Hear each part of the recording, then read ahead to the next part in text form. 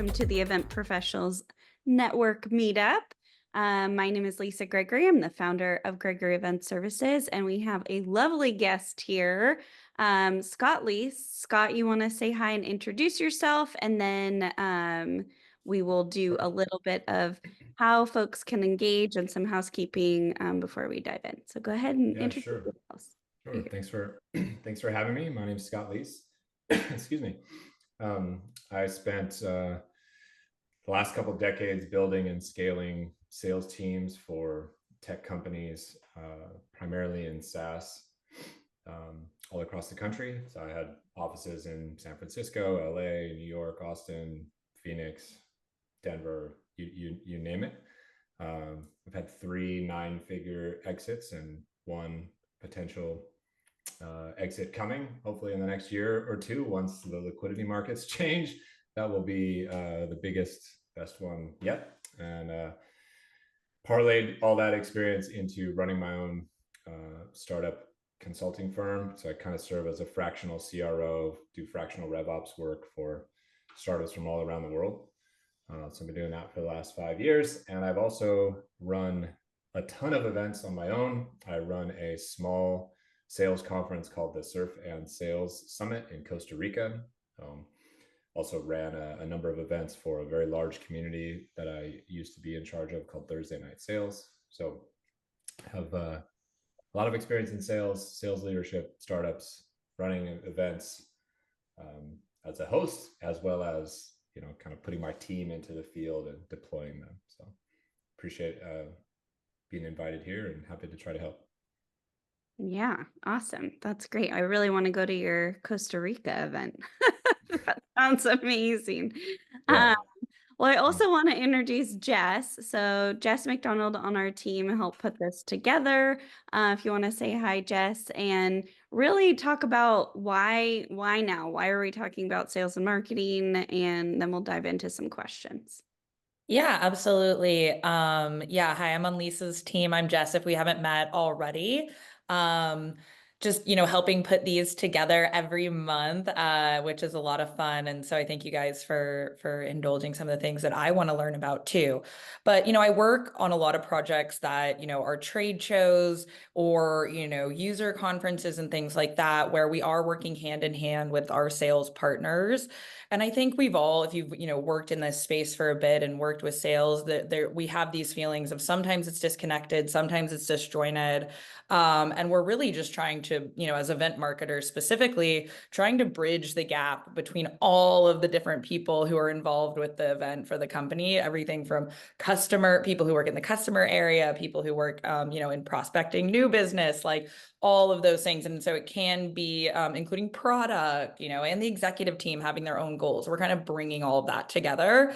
And so I just want to, chat with sales teams, chat with sales leaders so that we can dive in deeper, so that we can be more efficient. I think sometimes I get close to the end of the event and it's almost like no one knew what was going on, leading up. So how do we engage with our, event partners earlier and more effectively? That's really kind of what I wanted to touch on. But if there's anything anybody else is really interested in hearing as far as like collabing with sales and what that looks like from a marketing and sales area, definitely throw it in the chat or, just shout it out either way. But we could also jump into some questions that I had. Yeah. Let's go ahead and jump into the first question. And I also post a lot on LinkedIn about like why now, why. Sometimes you might be doing a great job, and Scott's going to help you determine if you are. But sometimes it can be that tiny little shift of enablement or tiny little shift of setting an expectation that can just take your events from here all the way to here. Or sometimes you just need to scrap the whole thing and say, sorry guys, let's restart. So Scott, let's dive into the first question. What are the most effective ways for event marketers to communicate the value of events to sales leaders? They know they need them, but they sometimes don't engage. Well, when you say they don't engage, what do you mean specifically by that? They are willing to show up, right? And they're Mhm. willing to maybe talk about it a little bit, but they don't, it's not like a key initiative. They're sort of focused on closing the deals, getting the sales Yeah. in, pipeline, Yeah. all that stuff. They don't Yeah. always connect the two. I would kind of think about this as like, how do I get the attention of the sales leader to go, this is an event that we need to go to? And what are those things that are going to get their attention? I think, we put out all the details. We're very logistic oriented, but what are sales leaders looking for to go, oh yeah, that is an event that we definitely need to be at? Well, I think first of all, they need to have a good sense of who is going to be there, who's in the attendee list, and does it have anything to do with my ideal customer profile? That's the most important thing to me, is who do I have the ability to be around and spend time with and listen to? And if it's in my ideal customer profile, then there's potentially opportunity there. I think that too many sales leaders get hyper focused on the outcome, the ultimate outcome, as Lisa said, being like revenue or closing deals. And they don't pay attention enough to the leading indicators of those deals. The hardest thing in the world right now for anybody is to fill the top of funnel. That's what everybody complains about. Every consulting client of mine, every prospect that I ever talk to, this is everybody's problem right now, right? So in order to start filling the top of funnel, the first thing you have to do is to establish a connection and a relationship of some sort, right? Well, you can, cold call 900 times today and send 1,000 cold emails, or you can go to an event, even like this one, and have the opportunity to interact with 15, 16, 20, 25, 50 people, and just start that little spark of a connection. That first time Lisa and Scott meet each other and shake hands, the first time, Stephanie and I have a chat and she asked me a question about something, the first time Jess and I, say, hey, we should, maybe talk later and work on something. So you have to create a narrative where it's less transactional, where you don't have an expectation where you show up and revenue goes in your wallet immediately. And you create this narrative where this is the opportunity for you to establish some relationships.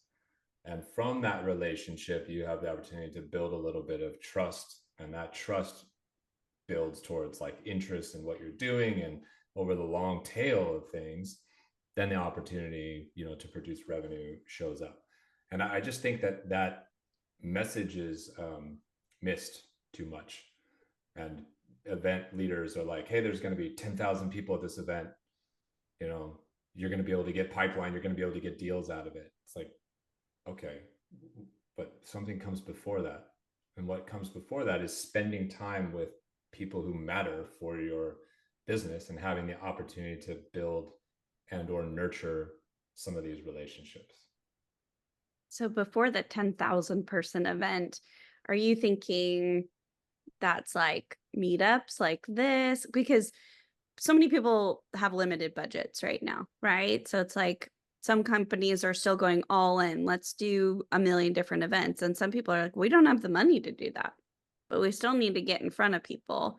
So they're turning to social media and doing social media videos and then tying that to different campaigns.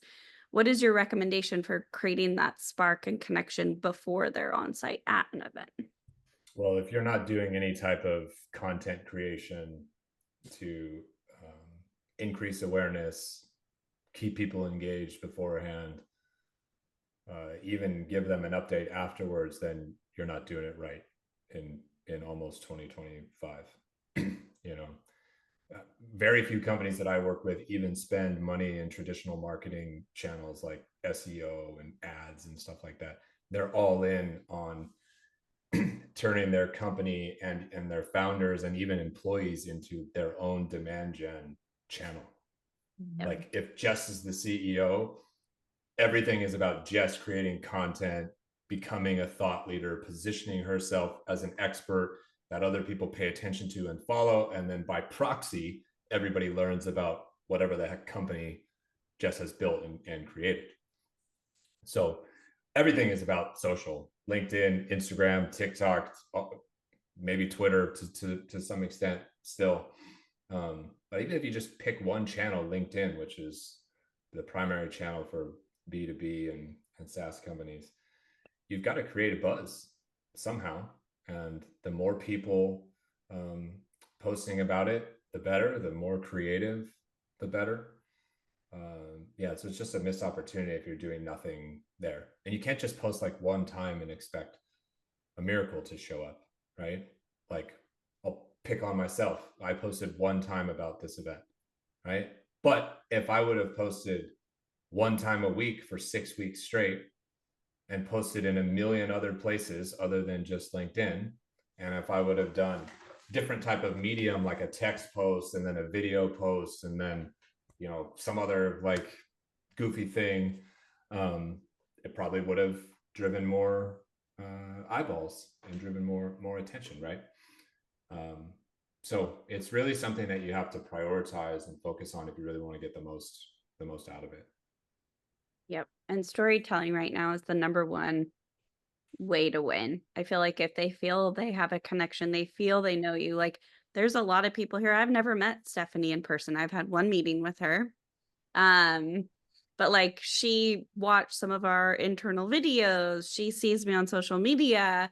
You know, she probably feels like she knows me. It's the same thing. I don't know if you guys watched The Bachelor, but I ran into a Bachelor contestant and I walked up to her and I was like, I feel like I know you. I know her dog's names. I know all the things about her, but I've never met her. She doesn't know who I am. So that part is really important. Now, sales leaders aren't doing that. That's more like the CEO or CMO or whatever. So when we get to these big shows and you have your evangelists and stuff like that, what do you recommend? So I know you're saying like be goofy. I think you see a lot of results by being either goofy or standing out in the market in different ways. Sales doesn't always feel comfortable kind of doing that goofy stuff. They're again focused on the money. So how do we get sales motivated at these shows to perform? You know, they're sometimes on their cell phone or they're going to different meetings because they still have to sell, right? They can't just stop because they're at a trade show. How do we get them like laser focused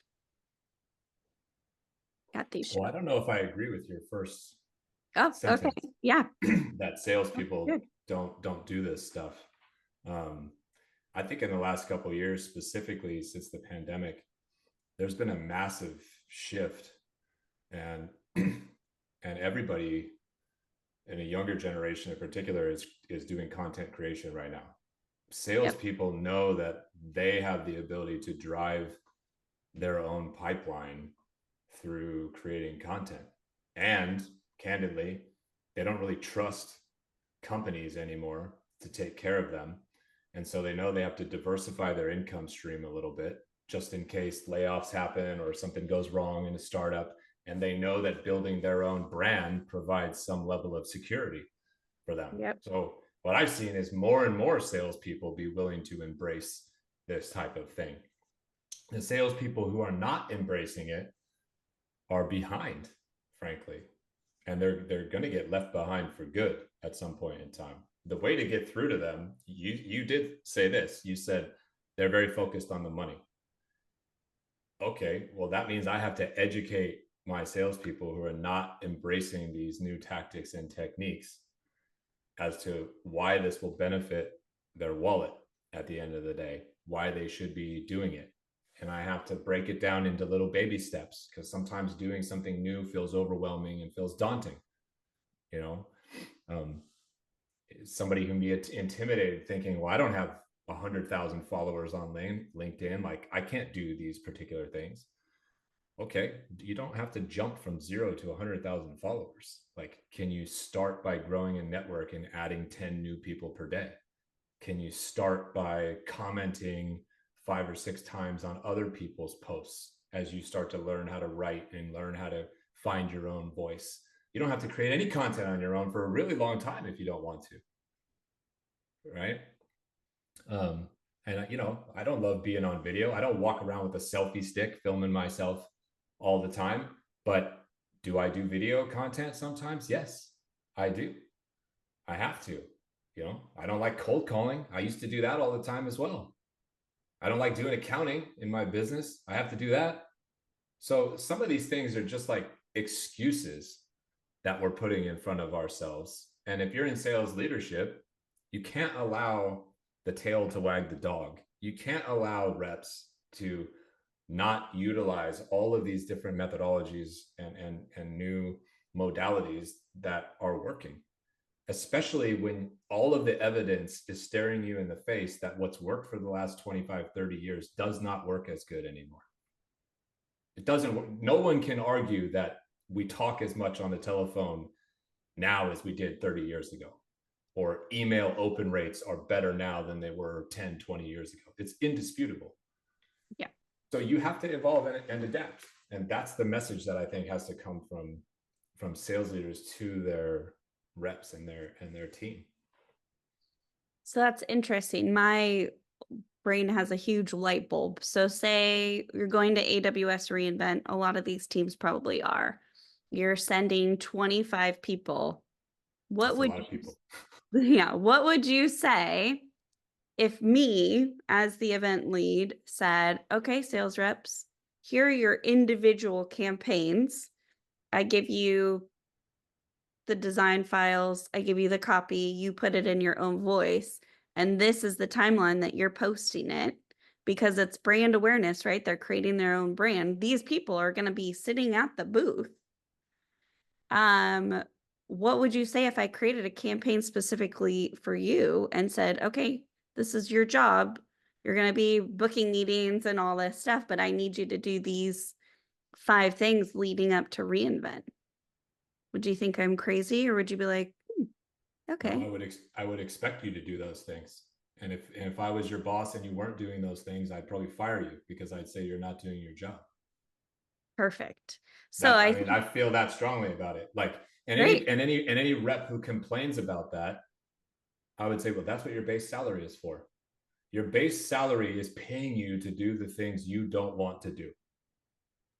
Your Yeah, 'cause I was commission gonna say, I feel like I've run your into commission is paying you for closing deals. Your base salary is to do all this updating the CRM and posting this thing. It's to do all the shit that you don't want to do. That's what your salary is for.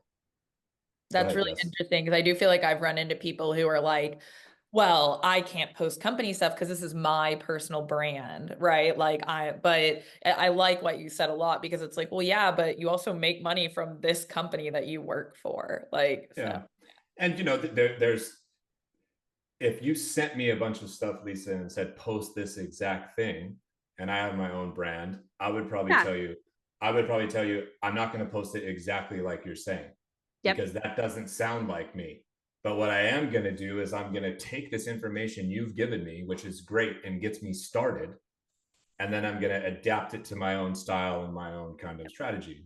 And those are the type of posts that will ring as most authentic, and should help you get the most reach. Whenever you promote anything on LinkedIn, the algorithm punishes you.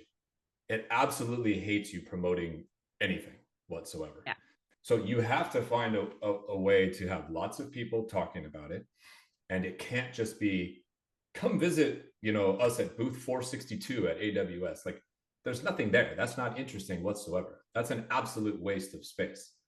So you have to tell some sort of interesting, compelling story woven into the post. So that's an opportunity for marketing and sales to kind of collaborate.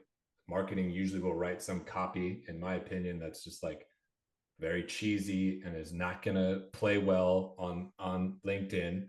And then sales' job is to take that copy and adapt it and personalize it so it's in their voice, right? And the marriage of those two, I think, is the sweet spot. Well, and I'm going to give everyone a cheat code. You can just run it through AI. So marketing gives you something cheesy. You can just run it through AI and say, okay, now I'm a sales leader, put a different tone on it. And you can just kind of tweak it until you get it, and then tweak it again so it's authentic to you, because AI sometimes isn't the best, but it kind of can save you a little bit of time, or say like, spin this and do something that will be more engaging on LinkedIn or Twitter or whatever. And AI can really help. If you guys aren't using AI daily, hourly, you should be, I think. What do you think, Scott, about AI? I think AI I think it's dangerous to try to let it do everything for you. That's what I think. But as to generate ideas, it's great. It's like warming up and stretching before I go play a sport. That's what it does for me. It warms me up. It gives me ideas. I have to run the mile though. I don't Yes. trust it. I don't trust it to to do it for me. I can tell when a post is fully generated by AI versus authentically written by Jess or whoever. So I think you should be using it for sure. I don't think you should trust it 100% all the way as of yet, but I think you should use it, especially if you're just getting started on this stuff and it's uncomfortable for you. You know? Yep. Well, and the algorithms too give you rewards for using certain words and making your posts long and all sorts of stuff too. So, um, do you have any algorithm tips? Oh my God. We could spend an hour just talking about algorithm tips, and it's worth noting that they seem to change all the time at random. I woke up this morning and I lost 1,000 followers. I didn't do anything.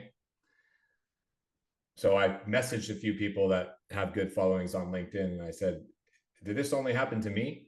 And 6 out of 6 people today told me that they've all lost 1,000 followers as well, and they have no idea why. So is that LinkedIn like cleaning up bots and dead accounts that are inactive? I don't know. They don't communicate about it, right? There's optimal times to post. There's usually a 7 a.m. to 9 a.m. kind of window locally. And then in the afternoon, there's like a 1 to 2 p.m. kind of window. If you're posting at 7 o'clock at night, that's silly. You're not optimizing for the algorithm whatsoever. There's certain days of the week that perform a little better. Tuesday, for whatever reason, is kind of universally regarded as the best day of the week. If you tag 1 million people in your post, that's a mistake. Unless every single one of those people that you tagged engages with your post, you're tanking your reach. If you drop links in the body of your post, you're tanking your reach. If you add images, that seems to help.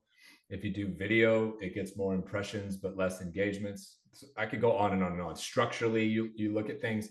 If you write a whole paragraph like you would in a book or a novel, that gets punished by the algorithm because people are looking at this thing on their cell phone most of the time. And so that's why you see people write like one sentence and then have a space and write another sentence and it looks like poetry almost, is because it's easier on the eyes to read on a mobile phone.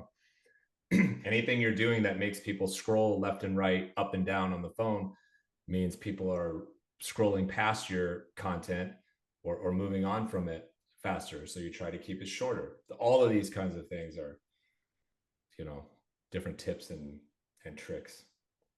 No, yeah, I love it. I'm always it's fun to figure it out, right? Like as what's working, what's not working. Like some of our top posts are just really about silly things like dogs. Yeah, We're like, we have nothing to do with it makes no sense. has nothing to do. I joke all the time that some of my best performing posts are the least valuable ones. Like you Yep. pour your heart into something to try to make it super educational and help people, and it tanks. And then you post a picture of your puppy later that day, and it goes viral, and you get like 5 new leads off of it, and you're like, "What am I doing with my life?" So I try not to worry too much about gaming the system or what the algorithm is doing. I try to just show up consistently, put out stuff that I think is going to be helpful for people, and just kind of trust that it works itself out. And I've been doing that for 8 years now, and I'm at 115,000 followers on LinkedIn. So, there's bigger, better, faster ways to do it probably, but that way has worked pretty well for me. Well, and probably the way that you did it was genuine. So we're building the same community and we're trying to do the same thing, but we're doing it in such a genuine way because we're not doing it only for business. We're actually doing it to help people, right? Like that's the goal. Yeah. So hopefully people do that, but you just never. The way that I describe that is you're optimizing for impact, not income. Exactly. And I think people can suss that out, Yeah. Well, I hope so. especially the longer they're with you, I think in particular. Yeah. Yeah. So We do have a couple of chat questions. yeah, let's do it. What was asked was, what kind of control does a sales leader have if a part of the company wants you to post on something that's like maybe a controversial topic? Hmm. What kind of control I does wouldn't a think sales? that. I'm trying to understand. So that like a CEO wants me, the sales leader, to post about something controversial. Am I Maybe. understand? Maybe he might need to I come mean, in and say I, that. Yeah, yeah, maybe there's context. Maybe that's missing. But generally speaking, you have no control. People's LinkedIn posts are theirs. Yeah. They're not the company's. I don't owe you nothing. You can't mandate that I put a background picture that you want on my LinkedIn profile. Yep. That's old school. That's a dying way of thinking. That's antiquated. But People I look think at that as their own real estate now. yeah, but like what I'm thinking as like someone in my company who I want my employees to market, us more, what is that motivating factor that's like, all right, I'll do this, Is it like amazing artwork that's like, all right, that actually looks really cool? Or is it like quid pro quo, you do this, I'll do this for you? I don't know. It's just one of those things. I think that's again one of those like sales and marketing like things where it's like, I'm doing this as a plan, as a campaign. We have an event coming Yeah, up.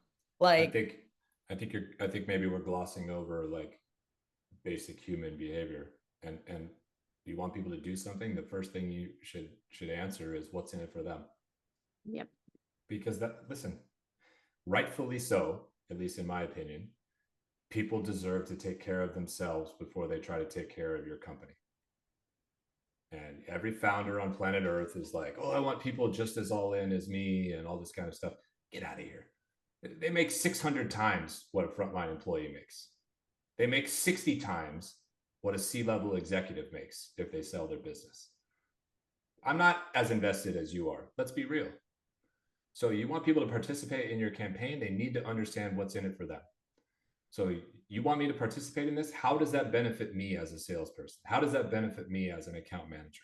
How does it make my job easier? How does it put more money in my wallet? And if you can educate people as to what you're doing and how it actually helps them, then people should participate. But in and the so absence of that, Mhm. what am I getting? Why would I do that? Yeah. And so I guess then maybe what I'm kind of thinking is, is there some sort of meeting, like some sort of kickoff where sales is highly involved in setting up these goals, setting up these things, rather than just being like told, here's the plan and now do what I say, is there a better way to kind of communicate that across? Well, yes, but you have to be careful of pulling too many resources away from what they're supposed to be focused on. Right. Like it sounds great to say, let's involve sales in the planning of this and the thought process of this and everything like that. And then before you know it, you've taken them off the phones, proverbially for half a day, and you just sunk their day, right? So that doesn't really work. I don't really know that I care how you educate somebody as to why you're doing something. They just have to know. They just have to be informed. Some people are cool with a Slack message. They're like, oh, I get it. That's fine. Some people require a little conversation because they're stubborn or, on the defensive all the time or slow and they don't get it. So you got to have a face-to-face conversation with some people. Having a kind of all hands meeting about it, I personally don't think people learn very well in those kind of environments. I don't think they pay attention. I don't think it hits very well. But yeah, I think the most important thing is they have to know why they're being asked to do something, and not why it benefits the company and not why it benefits you, why it benefits them. And if you fail to communicate why what you're asking them to do benefits them, you've lost the team. You've lost them. I mean, think about it as a sales leader, how many times you have to try to get the team to like do a better job of data hygiene. Yeah. if you just say, you know, get your HubSpot in order, they think you're picking on them, you know, because they got a messy bedroom. It's like, what do they care? I'm the only one that, you know, that's what my kids say to me. I'm like, clean your room. They're like, what do you care? You don't go in here. It's just me, you know? Okay.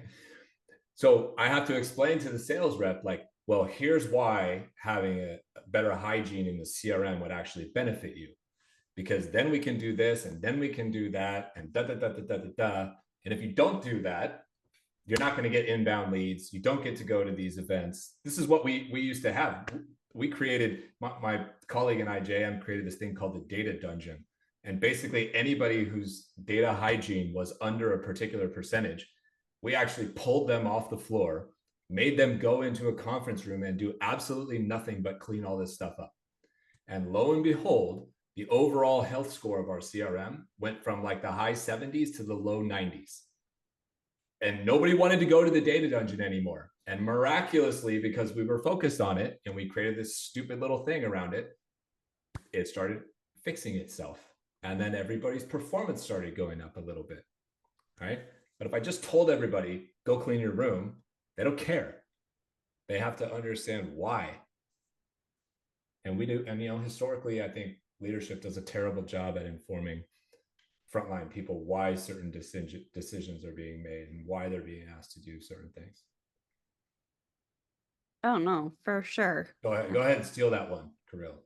CRM data dungeon. I'm sure a lot of people are like, we'll be meeting with our sales leaders later to talk about that. I'm sure all these salespeople will be absolutely pumped. How can we better enable you for shows? Like, okay, so we get there, you're supposed to do demos, collect leads. Like, there's so many things you need to do at these shows. How can we as event planners enable you to just go in and kill it? Now, some people just do it, but for the people who maybe aren't as motivated. Who don't ask me to do so much. Think about all the things you just told me to do in that little, you know, pre-frame example. That's a lot. It is a lot. That's a lot. How many things can people focus on at one moment in time? Can I focus on 6 different outcomes at the same time? Not really. I don't think so. And think about the question that you asked, like there should be running demos and booking meetings at the booth and stuff like that. Really? Is that why we're there? It's an open question. Is that why I'm going to the event?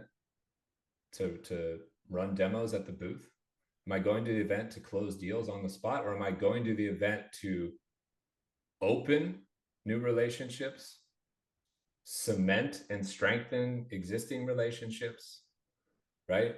Educate a little bit, pique somebody's curiosity, help awareness.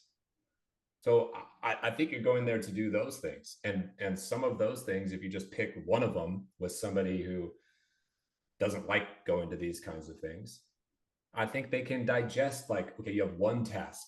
You have one task. Your task is simply to be pleasant at the booth and be friendly. That's it. Can you handle that? Perfect. Great. That's all I want you to do. This other person over here, your task is to do this other thing.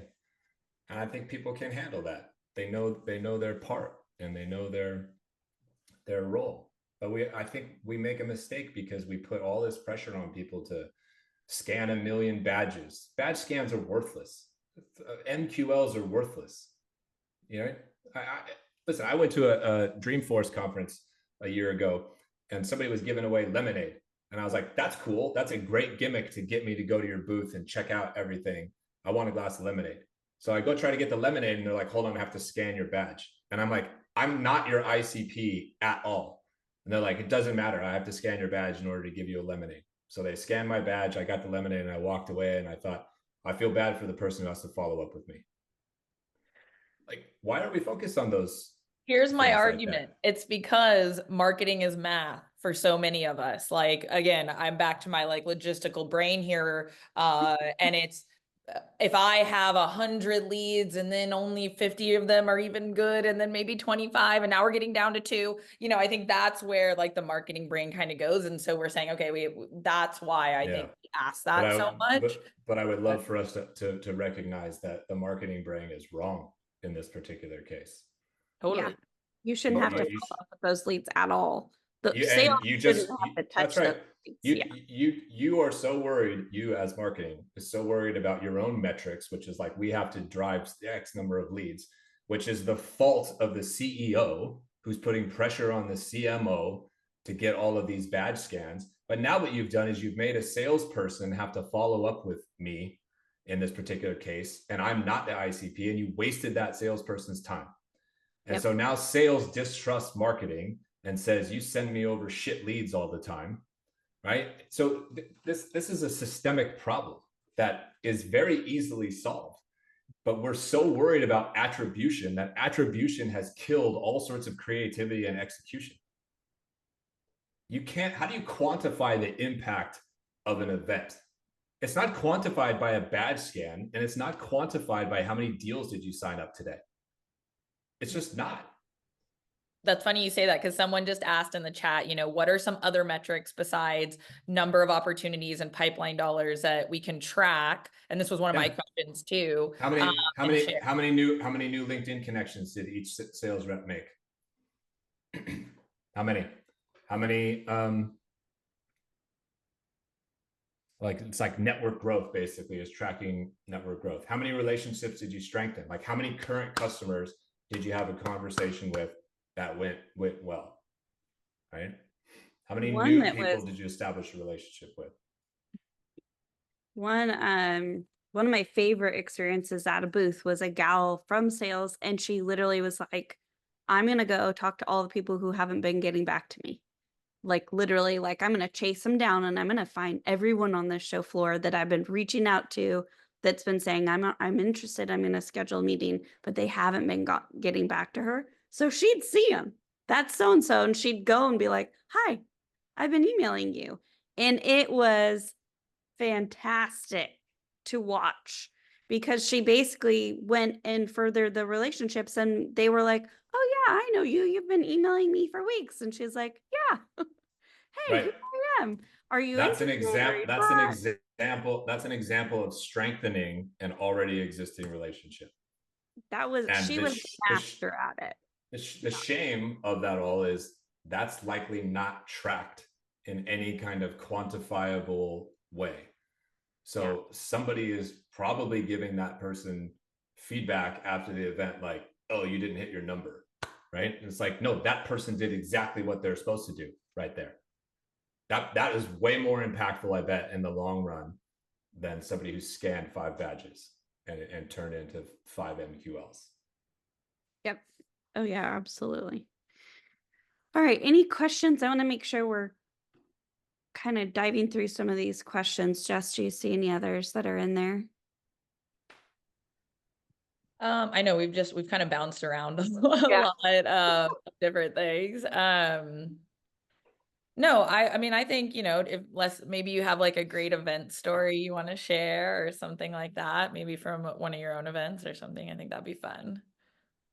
Well, one thing that I've learned about events is you actually have to find a compelling reason to get people to go to your booth. And the compelling reason is not the pain you solved or the solution that you have or anything like that. The single worst emails before a show and worst LinkedIn posts I see are the ones that say, come check out booth 47. It's like the stupidest thing in the world. Why would I go there? So the things that I like are people who get really creative and have a reason for people to go to your booth just to see like what's going on. So for example, one time we held a raffle and you had to come by the booth to get a raffle ticket. And at the end of the event, we gave away a trip for 2 to Paris.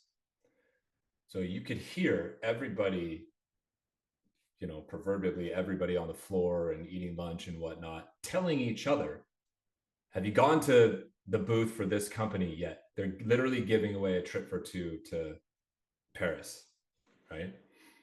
That type of stuff was interesting. You have to be memorable, I think, in how you're kind of showing up at the booth and manning the booth. If everybody is dressed the same with their jeans and startup t-shirt on, that's not memorable at all. I once went to an event and we had 20 people dressed in medical scrubs, and we had little tiny bottles of jelly beans that we advertised as like pain pills for your marketing like problems or whatever. And so we'd shake these little things as soon as anybody walked by. You'd hear everybody shaking the jelly beans, and then you like hand them over, and everybody at the event was like, have you gone to that silly booth with the jelly beans and all those people dressed in hospital scrubs and whatnot? That's memorable.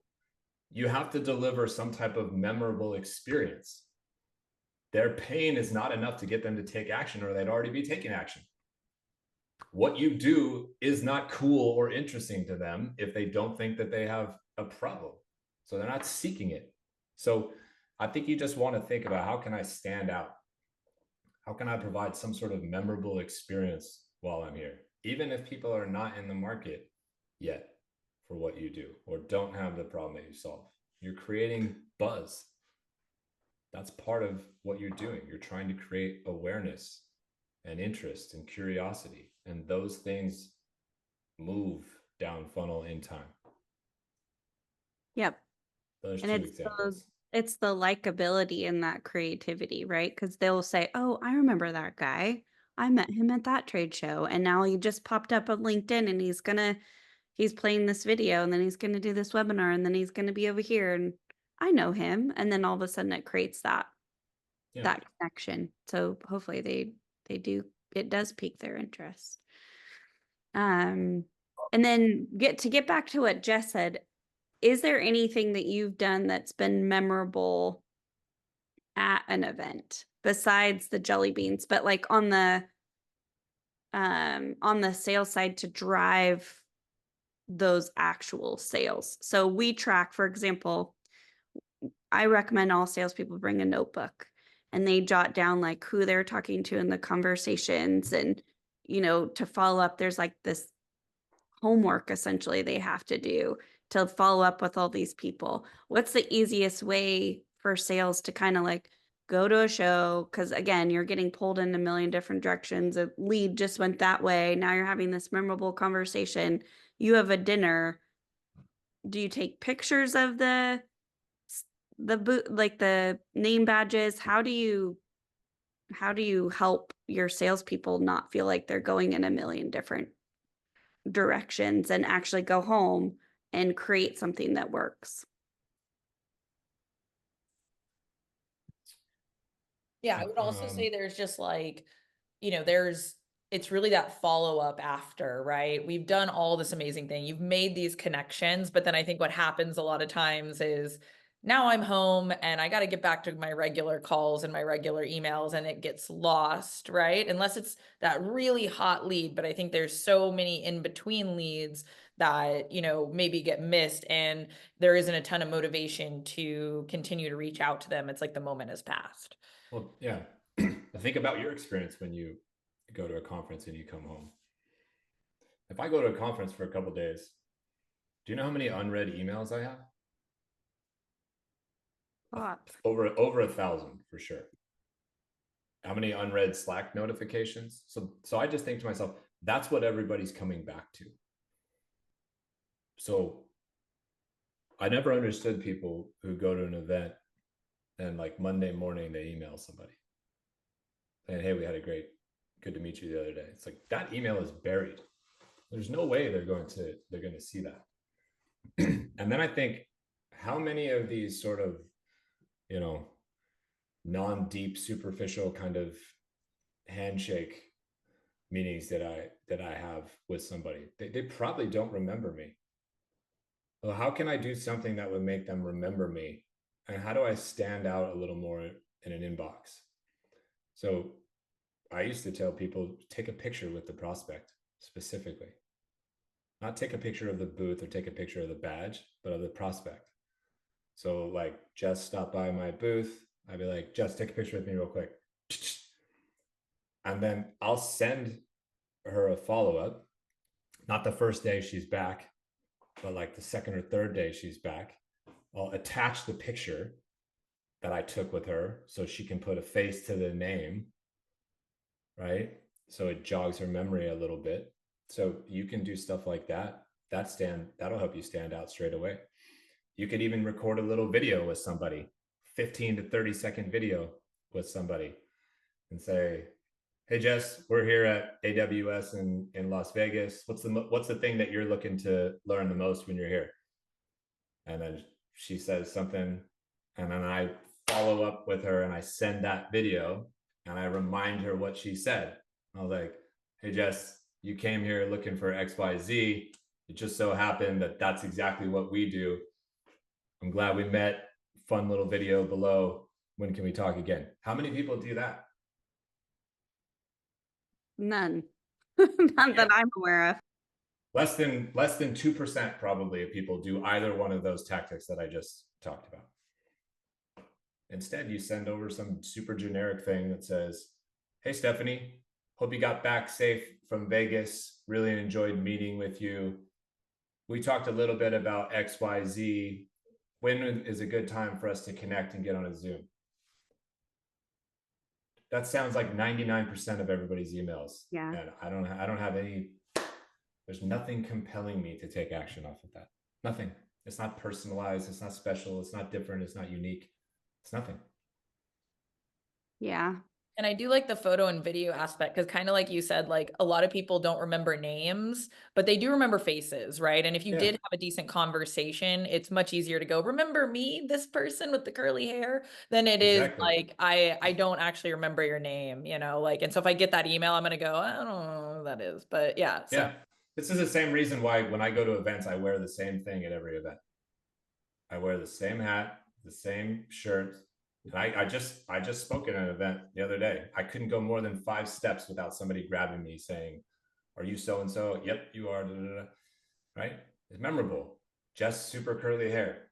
She has an advantage over us. Scott, beard hat person. That's my advantage.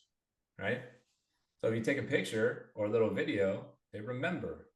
Right? Or even if you had I have a client who's in the construction space, and they go to events, they all wear those fluorescent vests. That's what they all wear. They stick out like a sore thumb. So you take if they took a picture, it's like, "Oh, that's Tony, the guy in the vest. I remember that." Right?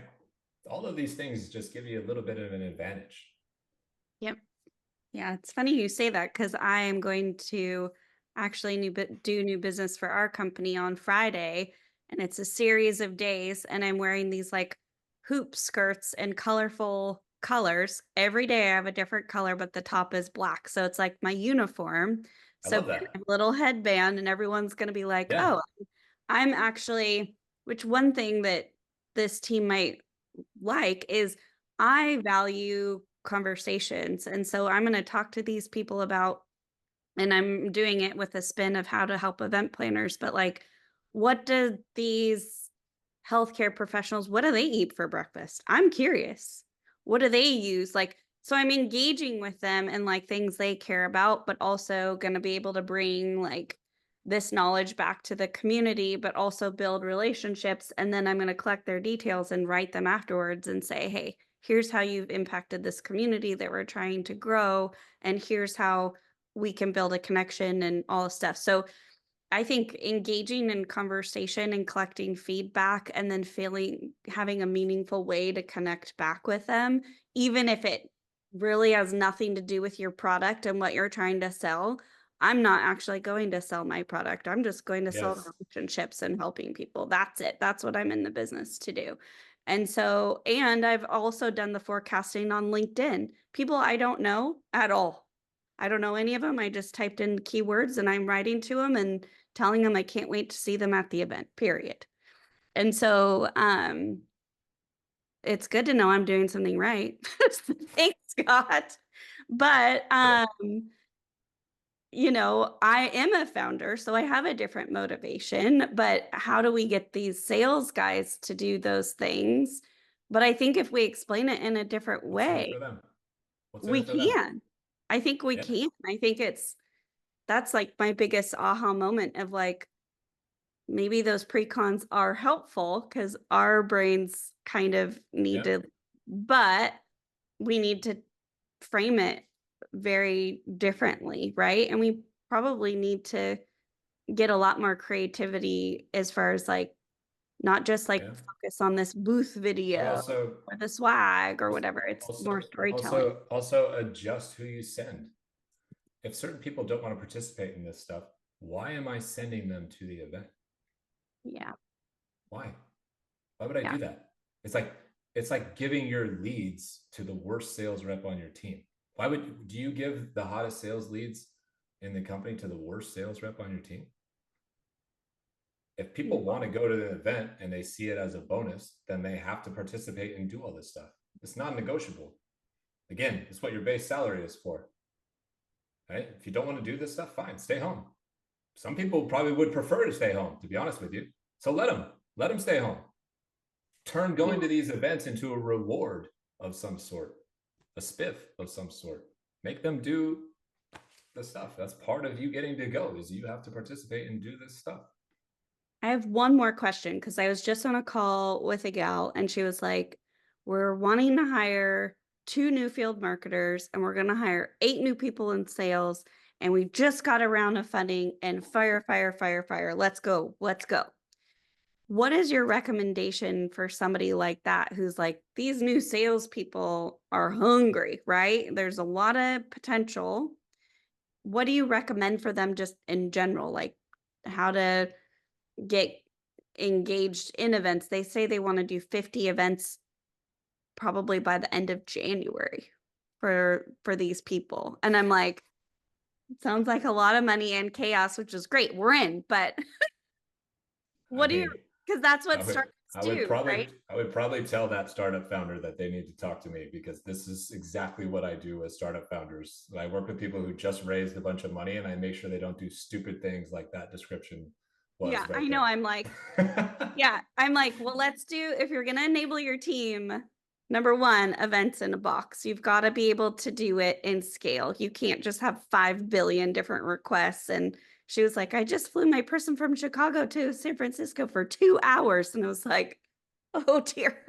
Oh dear. This is how money gets wasted and Yeah. people get put in a position to fail. How do you So what is your do recommendation these there? people, well, you have to educate people, first of all. That person who just started, can they even tell you about the industry yet? Do they know Exactly. all the industry terms No, and they the right don't. players? Do they know about the product? Could they, if I gave them a test on our product, could they pass it? Do they know our messaging? Yeah. Can they pass a elevator pitch test, a cold call pitch test, a demo pitch test? If I gave them 25 most common objections that you're going to run into, can they ace that in terms of rebutting those things? If they can't do any of these things, they have no business being on an event room floor. None whatsoever. And if you're pushing people out there before they're ready, you're teeing those people up for failure. They're going to have a bad experience. They're not going to represent your brand and your company properly. It could put distaste in a potential prospect's, mouth, sour their experience of you, and ruin that potential deal and relationship for a long period of time. I understand. So what do you recommend they do instead? Because we only have 2 minutes. What would you recommend if someone comes to you? What do you recommend they do instead? Instead of what specifically?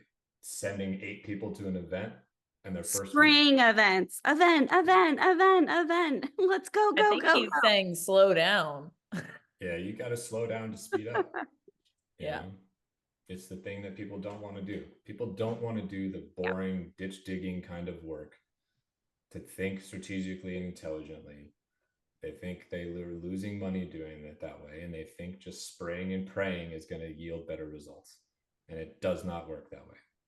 So what events are the best? Why are they the best? Where are they located? How much do they cost? How long will people be off the floor? How much of our ICP is going to be there? I mean, yeah. Overall, I would just say slow down, think more strategically about this, have a compelling reason why these are the ones that we should go to, that kind of thing. Okay. Yeah. Well, we're gonna take that maybe and send it to some CMOs that are like, go, go, go, go, go. And we're like, I just told a company the other day, I was like, I've seen a lot of startups spend a lot of money. Let's not spend all your money. Let's enable you to win. Like, Yeah. exactly. Slow down. I'm like, you are winning, but just because you got one big win from that one thing doesn't mean that's the perfect programming. So strategy should come first. Scott, thank you. I feel like we could talk all You're day. welcome. You're welcome. Anybody have anything else before we drop? I would just say give us a follow, give Scott a follow for lots of different insights. We'll have this video up at some point in the near future. But we really appreciate everyone being here. That's what I have to say. And Thanks, we will everybody. be probably pushing some clients your way, Scott. I would love that. That'd be great. All right. Talk to you soon. Thank you. Bye, everybody.